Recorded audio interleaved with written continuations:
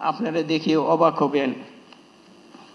এই দেখেন পুলিশের মনে করেন কি অবস্থা, সে এখান থেকে গুলি করছে নাকে মুখে। আমার ছেলে অত্যন্ত সুন্দর ছিল, সে লম্বা চূড়া ছিল, এদিক থেকে গুলি লাগছে, পিছন থেকে ফুটা হয়ে বের হয়ে গেছে গা। আমি যখন 5ই আগস্টে সারা দিন সারা রাত খোঁজার পরে আমি যেন সোহরাওয়ার্দী মেডিকেল কলেজে আমার ছেলেকে মর্গে লাশ পাই, দেখি মাথা পতাকা বাঁধা হাসতেছে।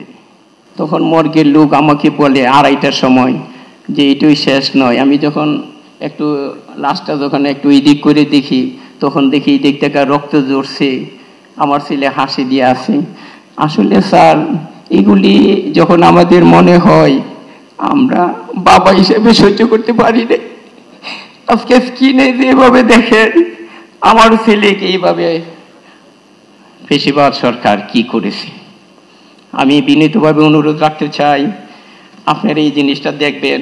দেখেন আমার ছেলে, তার স্বপ্নে ছিল সে মনে করেন একটা অফিসার হয়ে দেশের সেবা করবে, কিছুটি হচ্ছে না।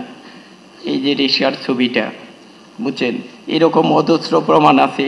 এই যে রিক্সার ভিতরে যখন 4টা 4:30 ফার্মগেট গুলি করে অনেক চেষ্টা করেছিল, এই যে পুলিশ চতুর্পার্শ্বে আছে, তাকে এই যে জড়ি দিয়ে ফেলে দিতে চেয়েছিল, মেনে হলেও ফেলে দিতে চেয়েছিল, গুলি করতে চেয়েছিল, যে মরে নাই, তখন কিন্তু জীবিত বসে আছে। আর অজস্র প্রমাণ আছে স্যার। আসলে এগুলি যখন স্যার আমি বাবা হিসেবে দেখি আর সহ্য করতে পারি না স্যার। আমি সারা বাংলাদেশে এই যে আমি জুলাই ফাউন্ডেশনে কাজ করি, 834-এর ভিতরে আমি অক্লান্ত পরিশ্রম করে 800-র মতন আমরা এই শহীদ পরিবার টাকা দিতে পেরেছি। এবং আমাদের একটা সোসাইটি আছে, জুলাই 24 শহীদ পরিবার সোসাইটি, এটারও আমি প্রেসিডেন্ট হিসাবে কাজ করি। আমাদের 26 তারিখে একটা প্রোগ্রাম হয়েছে, বুঝছেন স্যার। আসলে আমরা যদি একতা না থাকি, আমাদের ঐক্য না থাকে, এবং আমাদের ভিতরে যদি কোনো বিশৃঙ্খলা থাকে, আমরা স্যার ফ্যাসিবাদ সরকারের কবল থেকে আমরা কেউই স্যার বাঁচতে পারবো না স্যার।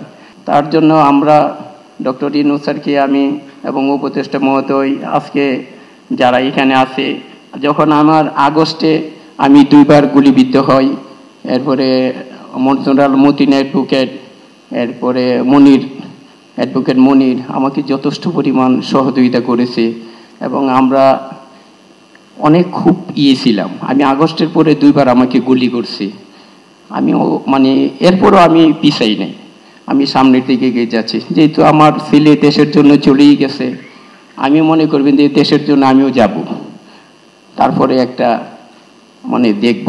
আমি আজকে প্রধান উপদেষ্টা, আমি বাবা হিসাবে এবং আমি গার্জিয়ান হিসাবে আপনাদের, আমি পরিবারের পক্ষ থেকে আমি একটা আপনার দরবারে অনুরোধ রাখতে চাই।